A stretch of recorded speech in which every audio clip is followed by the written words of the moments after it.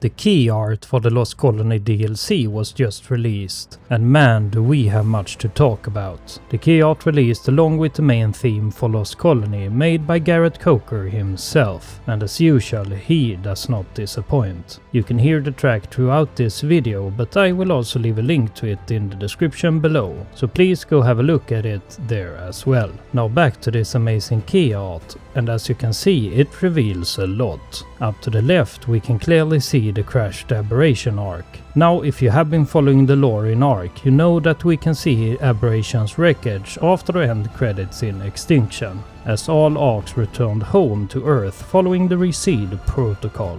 Aberration was probably the only one that crashed because it had a malfunction. This is how Rockwell made his way to the Lost Colony, or Arat Prime, and he has been quite busy here creating corrupted humans and tentacles, so we know that his malevolent experiment has been resumed, creating the first human-like corrupted avatars. In Lost Colony this will be one of 3 factions. If we look a bit closer on the corrupted people, we can actually see that some of them still have some kind of armor on their body, resembling the Red Warrior's armor here, so they might actually not be that easy to destroy. And what's this? Do they have powers and can they jump too? We can also see some kind of tech dome over the colony itself. I wonder if it's still intact. If it is, it might keep the other 2 factions at bay, as I'm assuming it's the Red Vampire Legion's home. Makes me wonder what kind of defenses the Light faction has. The red beam is probably the Superluminal link powering up.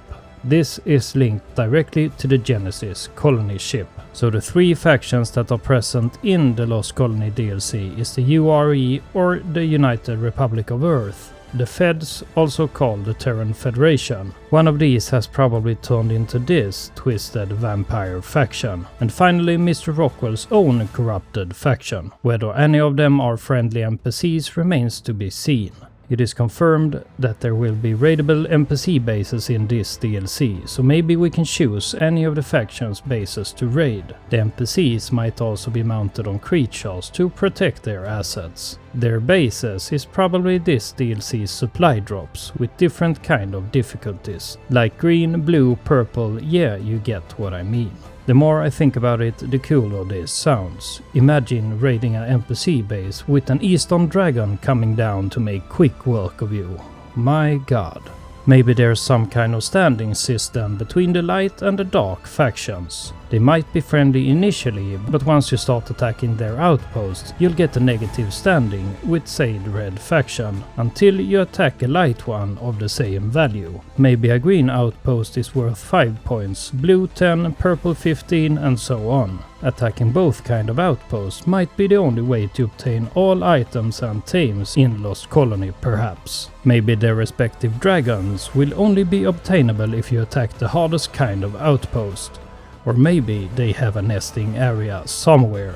In the Solwyn reveal we got a hint that we need to choose between the Solwyn and Malwyn. This could be what that refers to. This Eastern Dragon just looks amazing. I have wanted one of these in Vanilla ARK for many years now, and finally it happens. The particular one in the key art also has some really nice colors too. Don't you think? From the looks of it, you will be able to have a passenger on it too. One thing that I just can't shake though, is that the one we see seems to have corrupted eyes. Maybe that's a new status effect that we'll get from being in the areas where Rockwell's faction resides. If we look at the Solwyn, it just looks amazing. The saddle looks so pretty. And another thing that I noticed on this key art is that we can see that its belly is full of some red stuff. Probably the evolution food for them. The red element. The exact same food for evolution that the Malwyn will use then. This little fella that we see right here is riding a Veilwyn. It's called a Glon, and this is all the info that we have on them.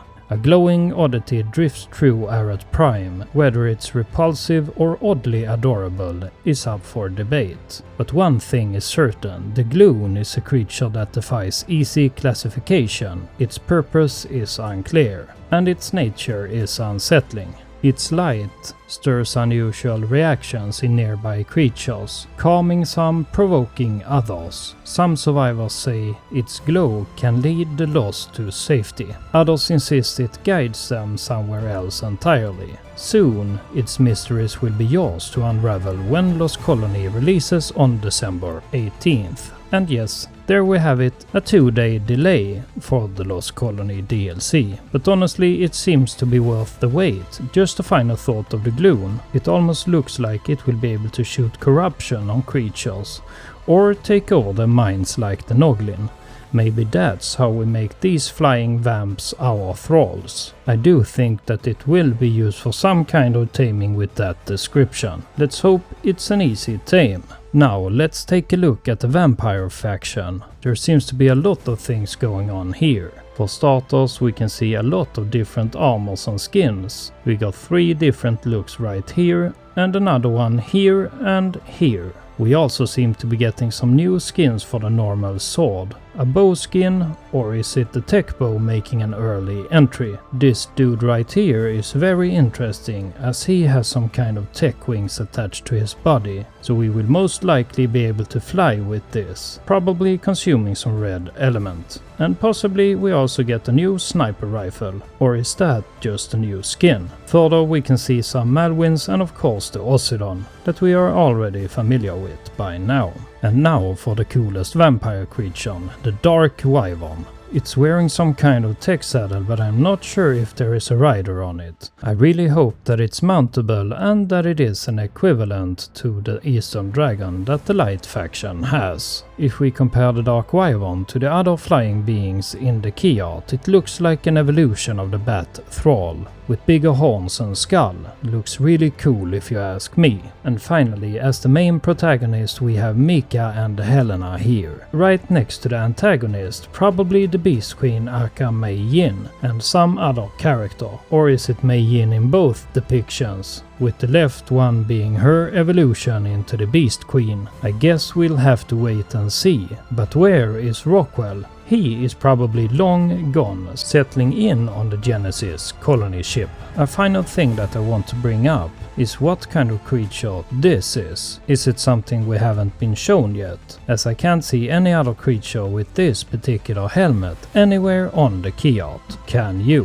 What do you think of my theories? Do they seem plausible, and what's your take on all of this? Please comment below, as I am very interested to hear more theories from all of you. That's it for this video. Stay safe out there, survivors, and go take it easy until the 18th of December when Lost Colony is finally released.